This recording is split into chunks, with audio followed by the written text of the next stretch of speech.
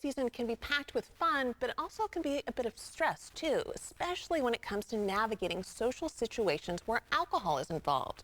Whether you're on a sobriety journey or maybe just simply cutting back on drinking, our next guest has insights on how to enjoy the holidays your way without the pressure that alcohol can bring. Now, you may know him from the TV show Intervention. Let's welcome author and certified addiction recovery expert Mike Diamond. Pleasure to have you on the show today, Mike. Thanks for having me on. Absolutely, absolutely. So, Mike, tell me, why is it important to mentally prepare for holiday events? And maybe what are some simple ways we can get ourselves in the right mindset before we go to them? Well, it's really hard. Everything is practice and rehearsal. And sometimes in family situations, we can be triggered to make disempowering choices. So I always tell people, pre-rehearse what you're going to do before the big event or big game. And then that way, if you are triggered, you can sit in the triggers, breathe diaphragmatically, and you won't get dysregulated. Oh, that's really fascinating. So maybe even like role play or maybe script out what you're going to say in certain situations. Is that what you're saying? 100%. Look, here's the thing, right? We don't see family members for a long time. And we have that uncle, or we have that aunt, or sometimes, like, my family's in Australia. I have a lot of stuff that I've had to work through. But people get together on a family situation and think, oh, we should all be happy and merry, which we should. But some of those people, right, trigger us. Right. So if we can get around someone, and very important to have a soundboard. Get around someone that you can talk to unconditionally, that cannot judge you, but accept you, hear you out, because we're all looking for connection, and we're all looking community, and we're all looking to be accepted. And sometimes, unfortunately, our families or friends don't accept us for the choices we make. Yeah. So especially when it comes around drinking, right? Because I don't drink. But the funny thing is this. For years, I did drink, and people would tell me I was drunk. Oh. And then when I got sober, people would say, well, why don't you drink? So it's like that catch-22. So I tell people now, I just choose not to drink. Yeah, it's like you can never make them happy, but you have to be happy. Yeah. So when it comes to accepting the invitations, what kind of strategy can help us stay mindful and in control of the situation?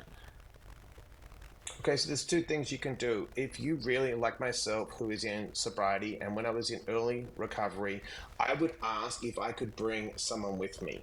Is it okay if I bring a guest? That guest would be a sober buddy. I would always bring a sober buddy with me if that was open to it. Then what I would do is this little trick.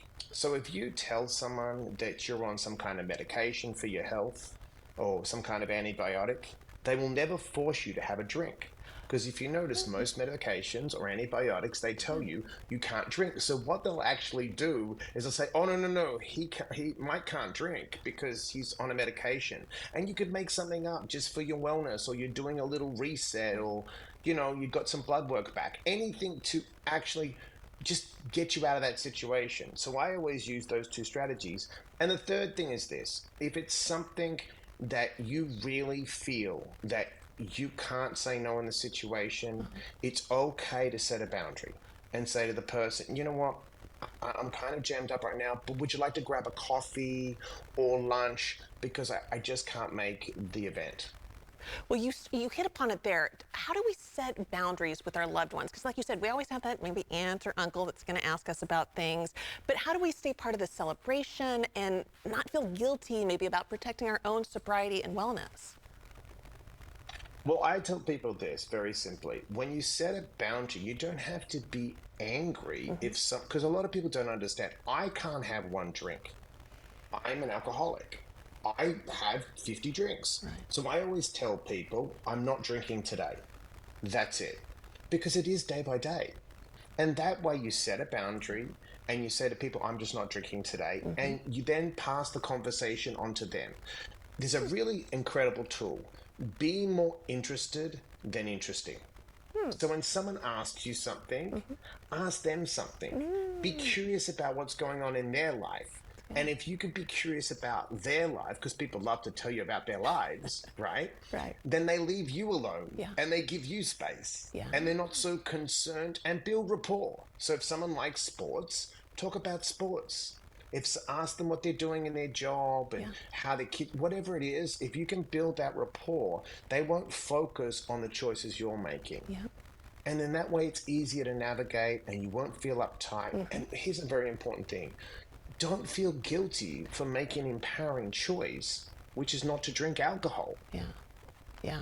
Yeah. You know what I mean? We have this thing that you should be left out because you're not drinking.